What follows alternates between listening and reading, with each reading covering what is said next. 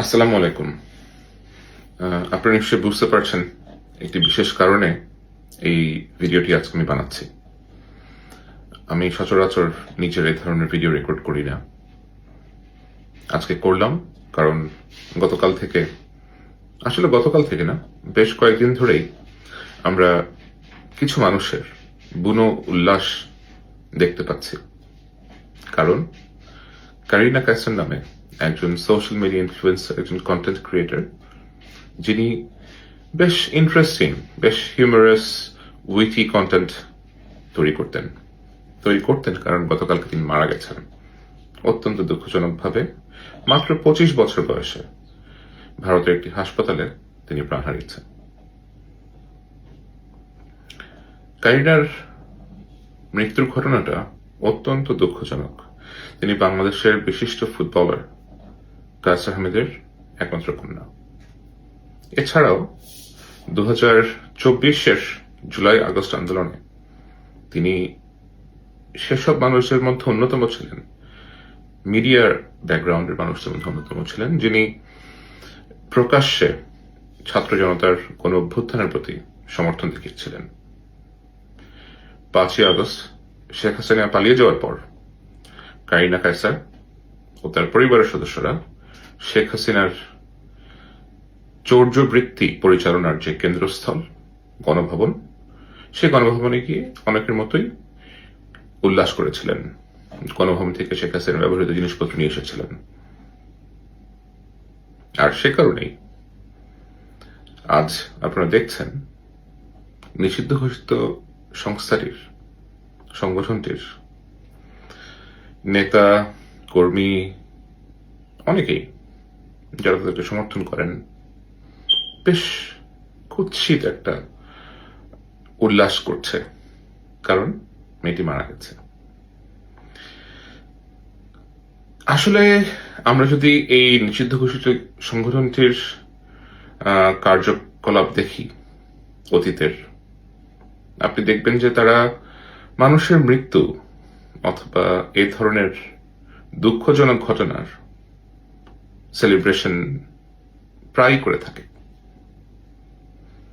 আমরা দেখেছি 2009 সালের বিডিআর গণহত্যার পরে এদেরই একটা ছোট চক্র বেশ খুশি হয়েছিল, বেশ আনন্দিত হয়েছিল। 2013 সালে শাপলা চত্বর ম্যাসাকারের পরে এবং বিতর্কিত যুদ্ধাপরাধী ট্রাইব্যুনালে বিভিন্ন ব্যক্তিদের ফাঁসির পরে তাদের উল্লাস করতে আমরা দেখেছি। এই উল্লাস নতুন কিছু না। এখন তারা কেন উল্লাস করে? কারণ নিষিদ্ধ ঘোষিত এই সংগঠনটি মূলত একটি কাল্ট সংগঠন। কাল্ট কোনো পজিটিভ ওয়ার্ড না, কাল্ট বেশ নেগেটিভ একটি শব্দ। কাল্ট কি? কাল্টের একটা গড ফিগার থাকে, যে ঈশ্বরের মতো তারা তাকে পূজা করে অথবা ঈশ্বরের মতো তারা তাকে অনুসরণ করে, এবং এই ঐশ্বরিক ফিগারের কোনো ভুল ভ্রান্তি হতে পারে অথবা কোনো অপরাধ হতে পারে, এটা তারা মানতেই চায় না, এটা তারা মানবেই না। কারণ ঈশ্বর তো ভুল করতে পারেন না। তাদের কাছে ওই কাল্ট ফিগারটি এমন একজন ব্যক্তি যিনি সকল ভুল ত্রুটির ঊর্ধ্বে। আর কাল্ট ফিগারের যে বাসা, বাংলাদেশের এই কাল্ট ফিগারের যে বাসা, সেটা ছিল গণভবনে। যেহেতু মানুষজন সেখানে ঢুকে গিয়ে উল্লাস করেছে, ভাঙচুর করেছে, তার ব্যবহৃত জিনিসপত্র নিয়ে এসেছে, এখন গডের ব্যবহৃত জিনিসপত্র যদি কেউ নিয়ে আসে, সেটা তো নিশ্চয়ই তার অনুসারীরা পছন্দ করবেন না। আপনারা ঠিক তাই দেখতে পাচ্ছেন, যা হচ্ছে অনলাইনে আপনারা ঠিক তাই দেখতে পাচ্ছেন। এই নিষিদ্ধ ঘোষিত সংগঠনটির সাথে যুক্ত ব্যক্তিরা যারা এই উল্লাস করছেন, এরা সেই ব্যক্তি যারা বাংলাদেশে বছরের পর বছর চলে আসা বলপূর্বক অপহরণ, গুম এবং বিচার বহির্ভূত হত্যাকাণ্ড, যা আমরা ক্রস ফায়ার নামে জেনে এসেছি, এসময় তারা সেলিব্রেট করত। অনেক ব্যক্তিকে, বিভিন্ন রাজনৈতিক সংগঠনের সাথে যুক্ত ব্যক্তিদের অকথ্যভাবে নির্যাতন করে যখন হত্যা করা হতো, আমরা দেখেছি তাদের সেলিব্রেট করতে, কারণ তাদের রাজনৈতিক প্রতিপক্ষ একটা কমে গেল। অনেক ব্যক্তিকে যাদের লাশটা এখন পর্যন্ত পাওয়া যায়নি, যখন তারা গুম হতেন তাদেরকে নিয়ে বিভিন্ন রকমের নোংরা কথায় এরা বয়ান তৈরি করতেন। কেউ বলতেন পালিয়ে গেছে, কেউ বলতেন নিচ থেকে দেশ ছেড়ে ভেগেছে, কিন্তু মানুষগুলোকে যে মেরে পিঠ ছেড়ে পেট ফেরে এদের লোকজনরাই সেতু থেকে নদীর মাঝখানে নিয়ে সিমেন্ট বেঁধে ডুবিয়ে মেরে দিয়েছে অথবা ডুবিয়ে ফেলে দিয়েছে, শেষ ঠিকানাটা পর্যন্ত রাখেনি, সেটা তারা কখনো স্বীকার করতো না। এটাই হচ্ছে তাদের এক ধরনের প্রবণতা, মানুষের মৃত্যু, মানুষের বিপদ সেলিব্রেট করা। 5ই আগস্ট পরবর্তী সময় আমরা তাদের যে ধরনের রিসার্জেন্স দেখছি, যে তারা আবার উঠে আসার একটা চেষ্টা করছে, এর পেছনে আসলে আমাদেরও তো কিছুটা দায় আছে, আমাদের অনেকেরই আসলে দায় আছে। তা নাহলে 1.5 বছর, প্রায় 2 বছরের মধ্যে এত ভয়াবহ রকমের সব অপরাধ করে পালিয়ে যাওয়া একটি দেশের সাবেক প্রধানমন্ত্রী তো বলতেই হবে, এবং তার যেই নেতাকর্মীরা আছে, এত তো তাদের প্রভাব প্রতিপত্তি অথবা এত তো তাদের বিচরণ করতে দেখতে পারার কথা না। সেটা একটা আরেক দিনের আলাপ।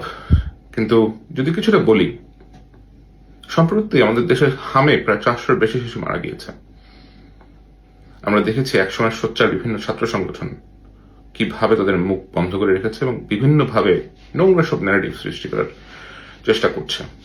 কেউ বলেছে আমাদের দেশের মায়েরা নাকি মাতৃদুগ্ধ পান করান না বাচ্চাদের, কারণ তাদের ফিগার নষ্ট হয়ে যাবে, ফিটনেস নষ্ট হয়ে যাবে। কি নোংরা একটা কথা, তাই না? এরা কি আসলে জানে না যে যেই মারা তাদের সন্তানদের হারাচ্ছেন এই হামে, তাদের বেশিরভাগই প্রত্যন্ত অঞ্চলের মহিলা, গ্রামাঞ্চল, দরিদ্র অঞ্চলের মহিলা। তাদের ফিগার নিয়ে তারা এতটা কনসার্ন না, আর কোনো মাই তার ফিগার নিয়ে কনসার্ন থাকেন না যখন এটা সন্তানের ব্যাপার হয়। এই যে এই ধরনের কার্যকলাপ করে আপনারা একটা অত্যন্ত দুঃখজনক বিষয়কে বেশ হাসি তামাশার বিষয় পরিণত করেছেন। এছাড়া আরো অনেক আছে, এরকম তো উদাহরণ শত শত দেওয়া যাবে। আমি সম্প্রতি যুক্তরাজ্যে সফররত বাংলাদেশের যিনি রাষ্ট্রপতি আছেন, শাহাবুদ্দিন সাহেব, ওনার একটা ছোট সাক্ষাৎকার নিয়েছি, জেনেছে অনেক কিছু। সেসব হয়তো আমি তুলে ধরবো কখনো, হয়তো শীঘ্রই। তখন আপনারাও জানবেন যে কেন এ ধরনের ব্যক্তিরা এখন আবার মাথাচাড়া দিয়ে ওঠার চেষ্টা করছে, কাদের কারণে।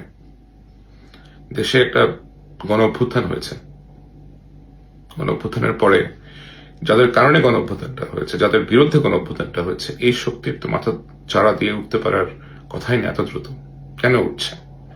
সেই সাহসটা তারা কোথায় পাচ্ছে? যাদের কারণে এই সাহসটা পাচ্ছে, কিছুটা অপরাধ তো তাদেরও রয়েছে, তাই না? যাই হোক, আমি আলাপটা অন্যদিকে নিয়ে যাচ্ছি, সেটা ঠিক একেবারে ঠিক হচ্ছে না। আমরা সকলেই কারিনার এই অকাল মৃত্যুতে বেশ বাজেভাবে শোকাগ্রস্ত। আমার স্ত্রী, আমার অন্যান্য বন্ধুরা, আমি ব্যক্তিগতভাবে আমি নিজেও এই দুঃখজনক মৃত্যুতে খুবই শকড। একটা প্রাণবন্ত মেয়ে এভাবে মারা গেছেন, এটা একেবারে সহ্য করার মতো না। মহান আল্লাহ তার পরিবারের প্রতি সদয় হন, তার আত্মার মাগফিরাত কামনা করছি, এবং এই শোক সহ্য করার ক্ষমতা যেন তাদেরকে দেন, সেই প্রার্থনা করছি। আর পলাতক দলটির, নিষিদ্ধ ঘোষিত সংগঠনটির যে সকল নেতাকর্মী এর মৃত্যুতে উল্লাস করছেন, তাদের প্রতি একটাই পরামর্শ, আপনারা তো মানুষের সহমর্মিতা চান, তাই না? আপনারা চান মানুষ আপনাদেরকে সমর্থন করুক, যেন আপনি আবার ফিরে আসতে পারেন। আবার রাজনীতি চর্চা করতে পারেন। সেই জন্য তো মানুষের সাপোর্ট লাগবে আপনাদের। Excuse me. যে মানুষের সাপোর্ট লাগবে সে মানুষের মন অর্জন করতে, যদি সেটাই বলি, অথবা মানুষের সমর্থন পেতে আপনাদের তো এমন কাজই করতে হবে যা পজিটিভিটি শো করে। কিন্তু আপনারা কি করছেন? আপনারা তাই করছেন যা আপনারা আগেও করেছেন, তাই না? নিজেকে প্রশ্ন করেন, কেন মানুষ এত অপছন্দ করেছিল আপনাদেরকে? কেন মানুষজন ঝেঁটিয়ে দেশ ছেড়ে বিদায় করেছিল?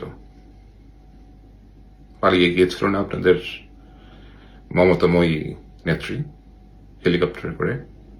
এখন আবার বলছেন প্রত্যাবর্তন 2.0। আয়নায় নিজের চেহারাটা একটু দেখেন, দেখবেন, নিজেকে প্রশ্ন করবেন, কি বলছি এসব? কিসের স্বপ্ন দেখছি? ভালো থাকবেন। আসসালামু আলাইকুম।